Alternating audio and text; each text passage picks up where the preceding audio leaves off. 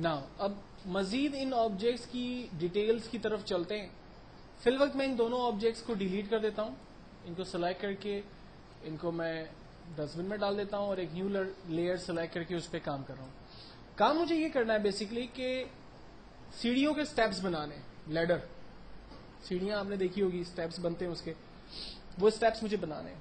اگر میں سلیکشن کے ٹول کی مدد سے سیڑھی کا ایک سٹیپ بناتا ہوں اور یہاں پر میں دوسرے سٹیپ کو ڈرا کرنے کی کوشش کرتا ہوں تو پہلے والا سٹیپ جو ہے وہ چلا جاتا ہے.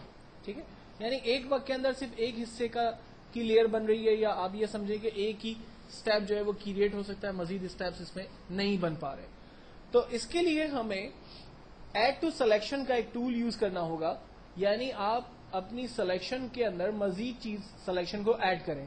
تو ہم پراپرٹی چینج کرتے ہیں یہاں سے, اور سیکنڈ اسٹیپ میں ہم نے لیڈر کے دوسرے اسٹیپ کو ڈرا کیا. دین تھرڈ اسٹیپ میں ہم نے لیڈر کے تھرڈ اسٹیپ کو ڈرا کیا, اور اس طرح سے ہم لیڈر کے 4 اسٹیپس میں نے یہاں پر ڈرا کر دیا.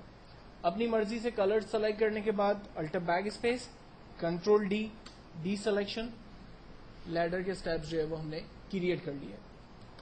جبکہ آبجیکٹ کے اندر اگر مثال کے طور پر مجھے اس کے کارنرز کو تھوڑا سا ریڈیوس کرنا ہے, سوری ریڈیوس نہیں, انہینس کرنا ہے, تو میں اس کے کارنرز کو اپنی مرضی سے انہینس کر سکتا ہوں اور اس میں کوئی بھی ایک نیا شیپ ڈرا کر سکتا ہوں.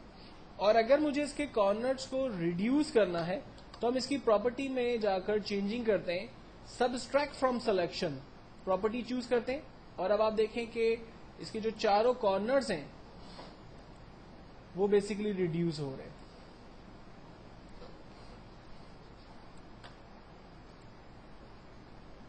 ٹھیک ہے, اور ہم اس میں کلر فل کر دیتے ہیں.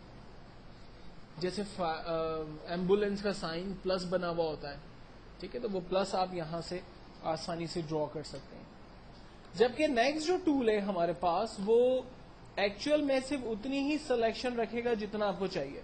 لائک مجھے اس ریکٹ اینگل میں سے صرف اسکوائر کی سلیکشن چاہیے, میں نے اسکوائر ڈرا کر دیا, تو آپ دیکھیں صرف اسکوائر کی رینج بچی, باقی رینج ختم ہو گئی, تو وہ ڈیلیٹ کر دے گا باقی انوانٹڈ رینج کو. اسی طرح سے اگر میں سرکل کے ساتھ کام کرتا ہوں, ایلپس ٹول, میں نے ایک سرکل ڈرا کیا, یہ میں آپ کو پہلے ہی بتا چکا ہوں, لیکن اگر مجھے اس کو مون کا شیپ دینا ہے تو میں اس کو سبسٹریکٹ کروں گا, انوانٹڈ رینج کو میں یہاں سے ختم کر دوں گا. آپ دیکھیں یہ مون کا شیپ جو ہے وہ بیسکلی بن کے میرے پاس آ گیا. سوری,